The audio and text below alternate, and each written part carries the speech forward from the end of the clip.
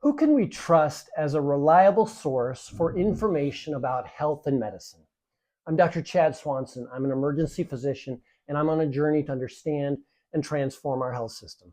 We live in an age where we literally have an astounding amount of information in the palm of our hands, and yet at times it feels more difficult than ever to know who to trust or what sources to trust. I think COVID contributed to this. I think that there's a foundation of limited and flawed understanding of science and our ability to communicate about science in our society.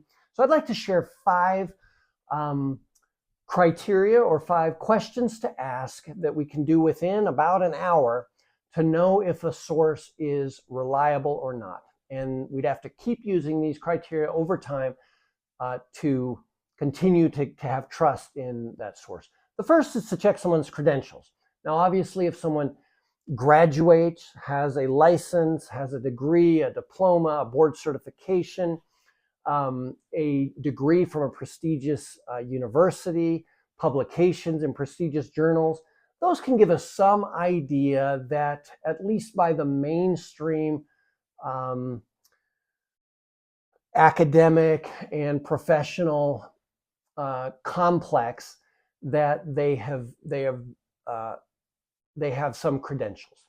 So, for example, I graduated from Johns Hopkins, the leading public health school, and I've published in journals such as The Lancet, and yet I still have a significant amount of uncertainty and questions and insecurities, and I'm a human being, and other professionals that also share credentials are human beings just like me.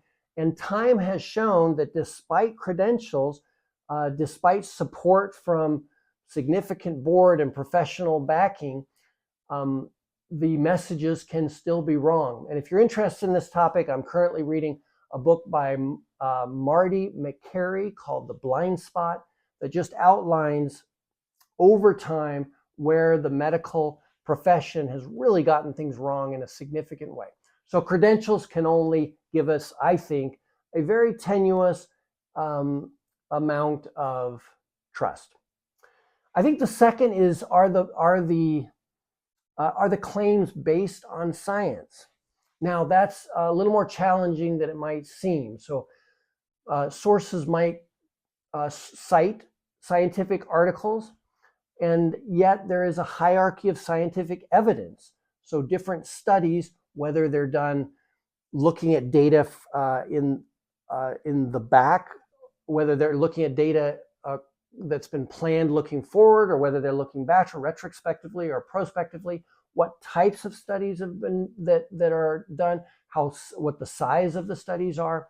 And so often scientific studies are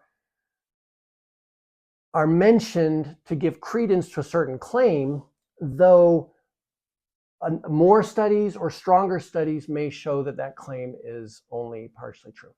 So we have to become, I believe, more literate and understand the value of science and the scientific method. Number 3 is, if someone speaks in absolutes that something is absolutely the truth, then I would be very skeptical. So on the other hand, if someone shares a claim from the perspective of this is the way it seems to me, or the way I read the data at this time, then that seems more in line with scientific studies. Number 4 is, does the person, the expert, change their viewpoint when the data changes? So I actually have more respect for someone who had a certain viewpoint, and then when the data changed, they changed their viewpoint based on the change in data. And then finally, number 5, is there a conflict of interest? So does the expert who's making a claim, is their claim tied also to a supplement or a medical device or a pharmaceutical company payment or something like that?